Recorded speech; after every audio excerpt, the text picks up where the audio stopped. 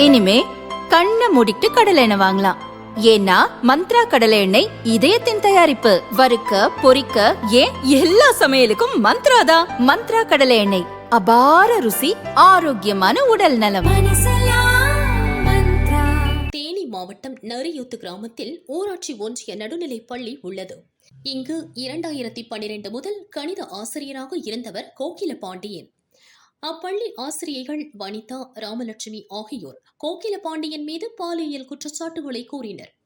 தலைமை ஆசிரியர் ரவிச்சந்திரன், தேனி டிஇஓ மொக்கதுரை ஆகியோர் பாலியல் புகார் மனுவை போலியாக தயாரித்து முன்னறிவிப்பு இன்றி கோகில பாண்டியனை சஸ்பெண்ட் செய்தனர். 2016 கோகில பாண்டியன் சஸ்பெண்ட் செய்யப்பட்டார். தன் மீது பொய்யான பாலியல் புகாரை கூறி ஆசிரியர்களும் அதிகாரிகளும் சேர்ந்து பழிவாங்கிவிட்டதாக கோகில பாண்டியன் ஹைகோர்ட் மதுரை கிளையில் வழக்கு தொடர்ந்தார். கோர்ட் உத்தரவின் பேரில் இந்த விவகாரம் தொடர்பாக விசாகா கமிட்டி விசாரணை நடத்தப்பட்டது. முன்விரோதம் காரணமாக வனிதா, ராமலட்சுமி ஆகியோர் பொய்யான புகாரை ஆசிரியர் கோகில பாண்டியன் மீது சுமத்தியது தெரியவந்தது.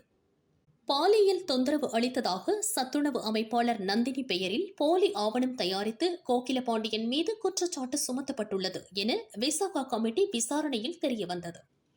அதைத் தொடர்ந்து தன் மீது பொய் புகார் தெரிவித்த வனிதா, ராமலட்சுமி, டிஇஓ மொக்கதுரை மற்றும் சில கல்வித்துறை அதிகாரிகளுக்கு எதிராக ஆண்டிப்பட்டி நீதித்துறை நடுவர் நீதிமன்றத்தில் கோகில பாண்டியன் 2020 வழக்கு தொடர்ந்தார்.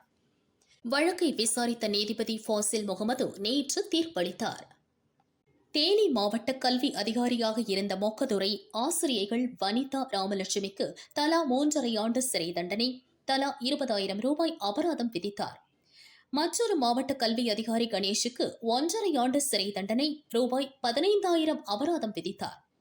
மாவட்ட கல்வி அதிகாரியின் நேர்முக உதவியாளர் முனியாண்டி, வட்டார கல்வி அதிகாரிகள் ஸ்ரீதேவி, ஹெலன் மெட்டில்டா ஆகிய மூவருக்கும் தலா 6 மாத சிறை தண்டனை, தலா 5,000 ரூபாய் அபராதம் விதித்தார். பொய்யான பாலியல் புகாரால் பாதிக்கப்பட்ட கோகில பாண்டியனுக்கு 50,000 ரூபாய் இழப்பீடு வழங்கவும் நீதிபதி உத்தரவிட்டார்.